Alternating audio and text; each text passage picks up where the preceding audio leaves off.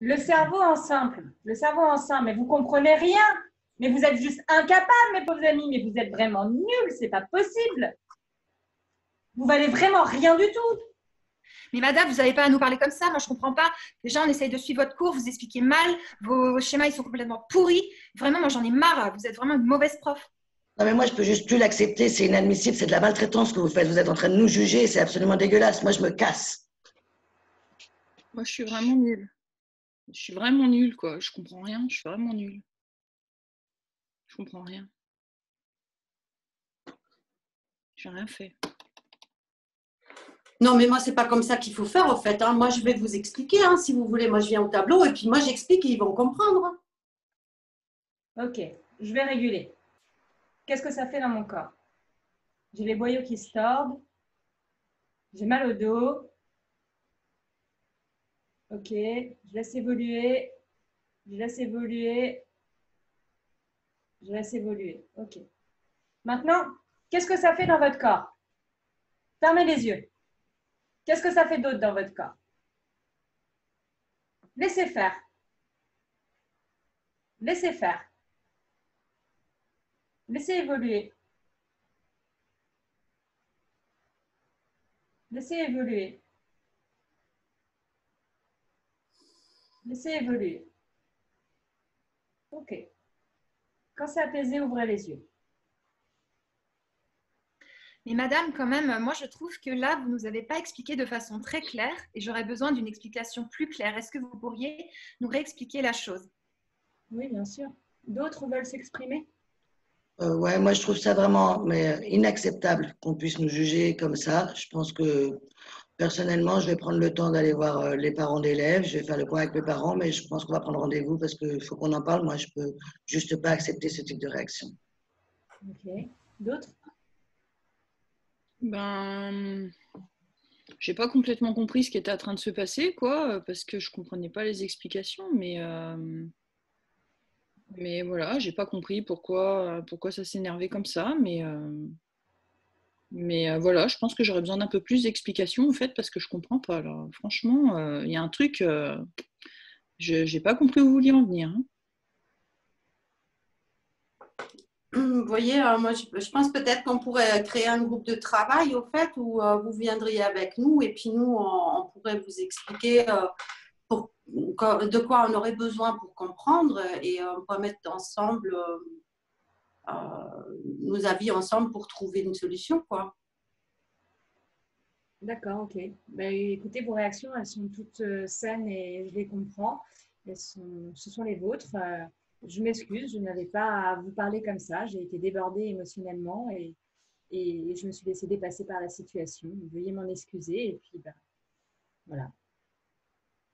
Ça me rassure. Hein.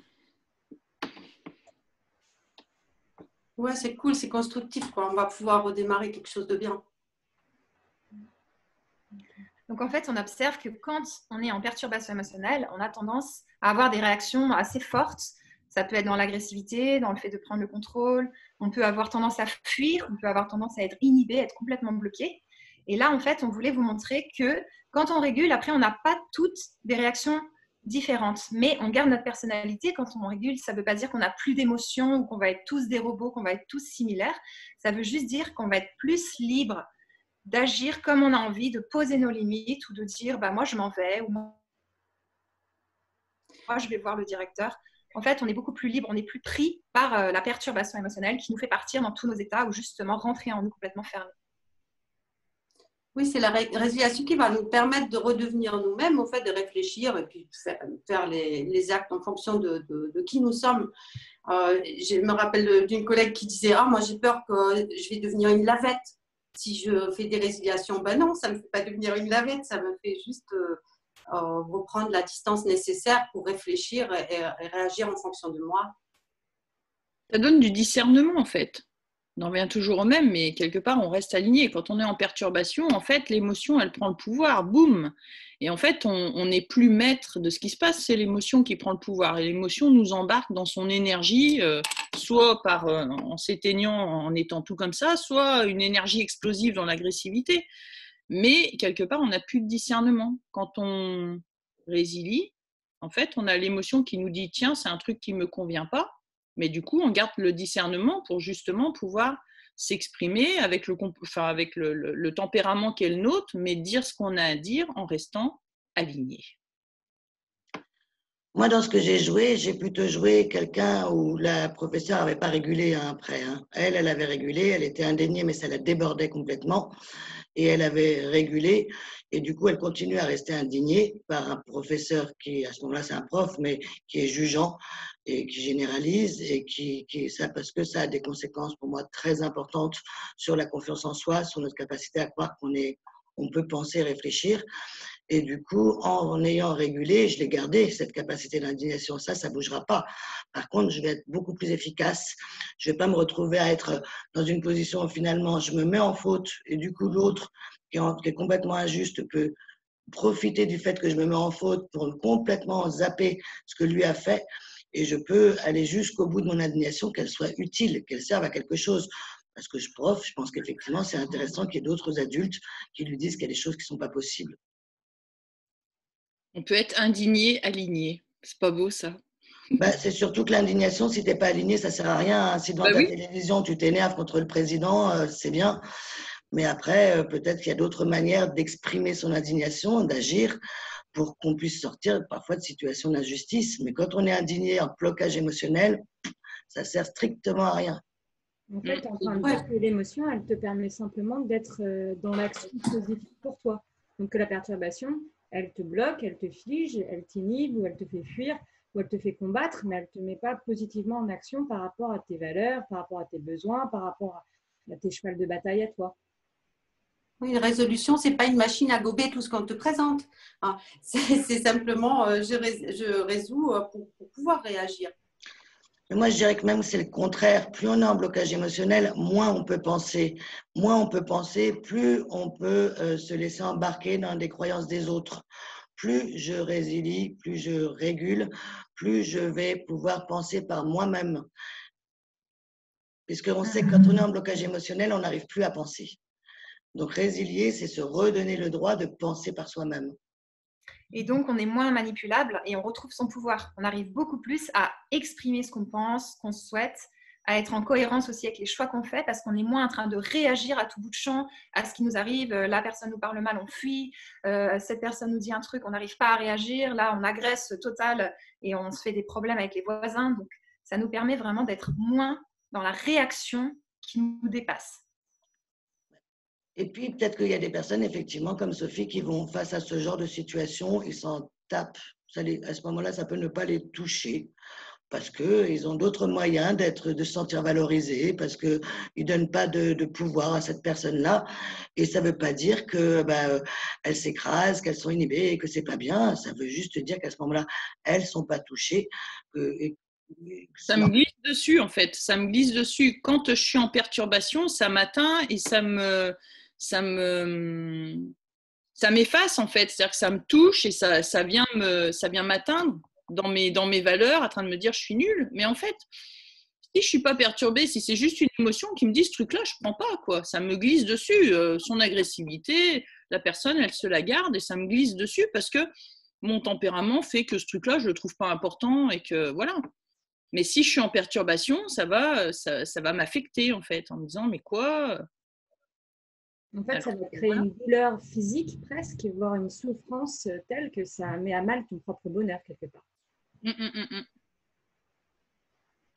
Mais alors que moi, quand je vois par exemple que j'ai l'impression que ça joue pas, ça tourne pas rond, je vais avoir tendance, quand je suis perturbée moi-même, à vouloir tout prendre en main pour le faire à la place, pour éviter le problème finalement. Mais voilà, pour dire. Alors qu'une fois résilié ou résoluté, ou je sais pas comment. Arrête de m'imiter là, c'est moi qui fais ça. Non, mais tout le monde a le droit. Moi aussi, je peux. Donc, une fois qu'on a fait ça, là, moi, j'aurais plus envie de trouver une solution en fait, avec les autres, me dire tiens, comment on peut faire pour que la prochaine fois, ça ne se passe pas comme ça. En fait, ça t'isole quand tu es en perturbation émotionnelle, tu es dans ton monde. Tu es complètement dans ton monde en train de te dire non, mais regarde ce qui m'a fait, blablabla. Alors que quand tu reviens, tu n'es plus en perturbation émotionnelle, et tu arrives mieux à comprendre ce qui se passe, communiquer avec les autres, trouver un terrain d'entente, trouver des solutions et pouvoir dire, bah voilà, là, ça ne me va pas et donc comment on pourrait faire pour que ça se passe mieux. Et donc, comme tu disais, Maëlys, tu es plus convaincante, tu arrives mieux à faire passer ton message et ça, c'est important aussi. La question que je me pose, c'est combien de résolutions il faut pour pouvoir finalement être aligné avec soi-même complètement. Parce que les premières résolutions, ça aide sur quelques situations. Mais quand on a été maltraité par le passé, le fait de pouvoir s'exprimer, est-ce que d'une agressivité, on ne passe pas par une inhibition, on ne passe pas par une forme de fuite, avant d'être vraiment dans la réaction adaptée à soi?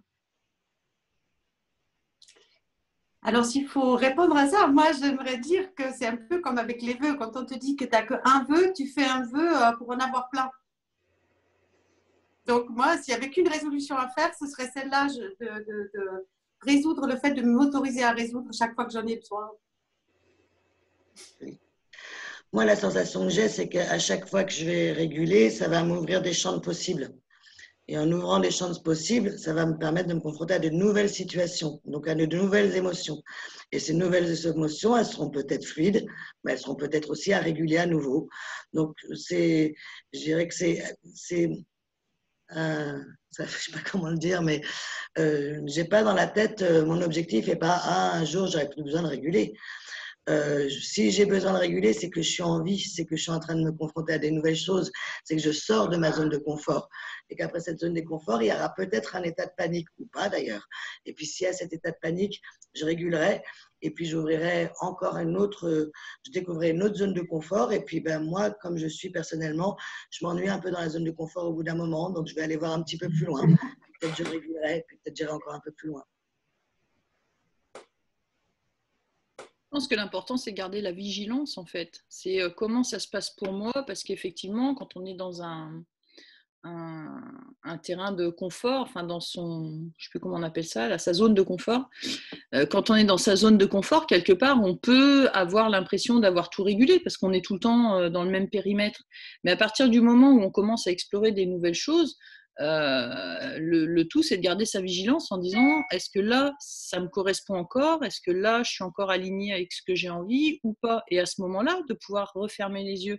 Et j'ai envie de dire, ce qui est magique là-dedans, c'est cette découverte-là, c'est de s'autoriser à avancer et au fur et à mesure du chemin, de rester vigilant, d'être sur le chemin et de ne pas partir dans le fossé, quoi.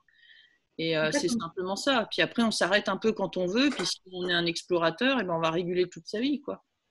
En fait, on se redécouvre systématiquement. Dès qu'on fait une régulation, on se découvre des comportements différents et des capacités différentes, qui fait que ça nous amène à gravir une montagne un petit peu et de monter un peu plus haut sur une montagne, en fait, finalement. En fonction de chacun. Il y en a, ils aimeront rester là où ils sont, et puis il y en a, ils vont continuer à grimper. Exactement. Et ben voilà.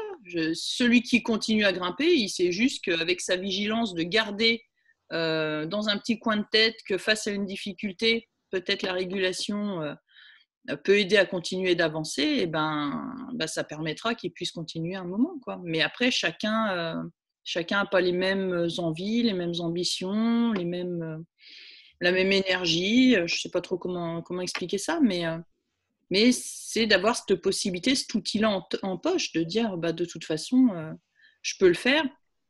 Et après, chacun fait ce qu'il veut avec ça. Je pense que moi, c'est ce que j'aime bien, en tout cas.